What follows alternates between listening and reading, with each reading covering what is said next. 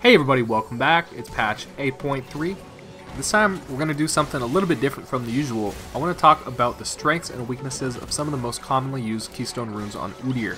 I've seen a lot of comments asking what is the best build or what is the best rune for Udyr. Well, the best thing about Udyr is that he can use any of the rune trees effectively with a good win rate, and it all depends on what you want to get out of the champion and how you enjoy playing the game. So I'm going to take the top 5 most commonly used Keystones for Udyr in ranked this patch and compare them. But first, let's review a little bit about how the rune trees work and the stats that each class provides. So you get bonus stats determined by your primary tree, which is the class that your Keystone rune is in. The first tree out of the 5 is the Precision tree, and this is the only tree that gives you attack speed as your stat. So if you use Pressy Attack, Lethal Tempo, or Fleet Footwork, you get 18% attack speed. So this tree is geared towards DPS, or damage per second, and in other words, that means this tree is better for fights that last longer than, say, 3 seconds.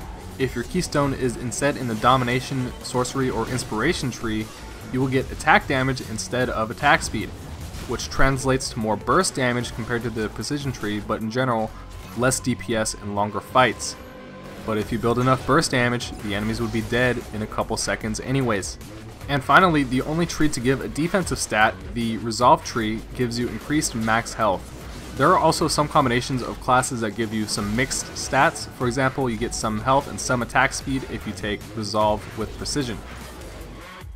So now let's take a look at what the actual best Keystone runes are across all ranks this patch based on win rate and pick rate. So these are sorted left to right in order of pick rate. The most commonly chosen rune across all ranks, with no other rune being even close in popularity, is Pressy Attack.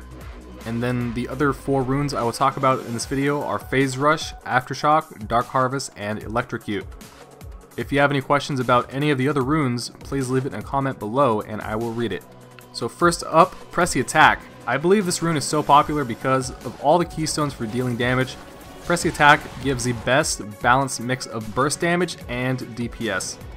It doesn't do as much burst damage as, say, Electrocute or Dark Harvest, but it has the most attack speed.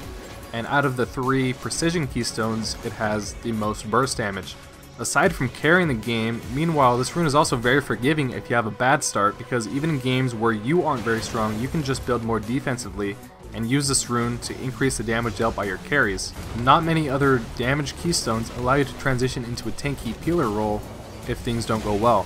So basically, it's an all-around consistent pick that you can't go wrong with. The only reason I've never made a build using this rune is because I just find it kind of uninteresting, because it seems like the ultimate generalist rune and there's nothing really to design a unique build around for me, because any item build does well with it. I would recommend, by the way, for any new player to experiment with item builds on Pressy Attack, because pretty much any item build will work. The second rune we're going to talk about is Phase Rush from the Sorcery tree. It's the only rune in the top 5 that doesn't actually give damage. Do you remember with the old rune system some players used to take movement speed quintessences instead of damage? Well, that's because Udyr has a big problem with being kited, and he still does, especially against certain matchups like Vayne, Callista, or Cassiopeia. So now with the new runes, the best solution to this problem seems to be Phase Rush. Although it's not directly giving you damage, against certain kite-heavy matchups you'll be able to do more damage just because of the fact that you can stick to enemies longer and they can't outrun you. Also, if the enemy team has a lot of hard CC skill shots, for example a Lux mid, a Nautilus support, the increased movement speed from Phase Rush can help you dodge their hard CC in team fights. With a little bit of practice in reading champion animations, you can predict and dodge most of the hard CC skill shots that come your way, and fortunately a majority of the hard CC abilities in this game are skill shots that can be dodged. A good item build to try with Phase Rush would be AD Tiger Stance or AP Phoenix Stance. The third rune we'll talk about is Aftershock from the defensive Resolve tree. This is the rune you should use if you want to be as tanky as possible. This rune makes you tanky enough to frontline and engage in team fights while also doing damage at the same time. It was recently buffed to get AD and AP scaling on its damage, which seems weird because it's a tank Keystone, but this means that if you do build, for example, Titanic, Cleaver, Cinderhold Tiger with a lot of health and some AD, you can get scaling from both of those stats, so you can do pretty good burst damage now with that added AD scaling. And Aftershock gives you armor and magic resist when you engage with Bear Stance, which synergizes well with all of that health to make you very tanky. Basically, if you enjoy playing the tank style, the best option is definitely Aftershock. And Grasp of the Undying is only viable in top lane, so you don't want to use it in the jungle because you won't be able to proc it often.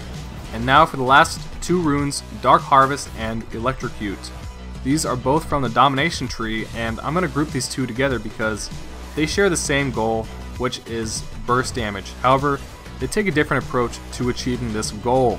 Electrocute relies on AD scaling, which means in order to do big burst damage, you need to have a couple big AD items. If you do have a successful early game and if you build AD, then your burst damage in the early through mid game will be better than with Dark Harvest. But the thing is, if you're not able to end the game before 25 or 30 minutes, it's going to be a lot harder to one-shot even the most squishy enemies in the late game using Electrocute.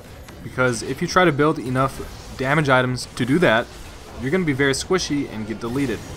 On the other hand, with Dark Harvest, your primary source of damage is not AD scaling, but instead is your stacks from your farm and kill participation. The longer the game lasts and the more team fights you survive, the bigger your burst damage grows and grows and grows, and meanwhile you can just build full tank items. No other rune allows for such burst damage while being so tanky. Well, what's the downside to Dark Harvest? Well, it's very difficult to use because if you fall behind early, it's almost impossible to come back from, and it's also weaker in the early game compared to, say, Electrocute. So if you're able to survive past the early game and farm efficiently without making any big mistakes, then Dark Harvest is worth it. But there is a lot to keep in mind in order to optimize this rune, and if it doesn't work for you at first, I would recommend to spend a little bit more time to learn this rune before giving up, because I do think it's a lot better than Electrocute. But I am planning to make a detailed guide on everything about Dark Harvest optimization, how to reach 150 stacks in 15 or 20 minutes, how to time your ganks to be as efficient as possible with your time.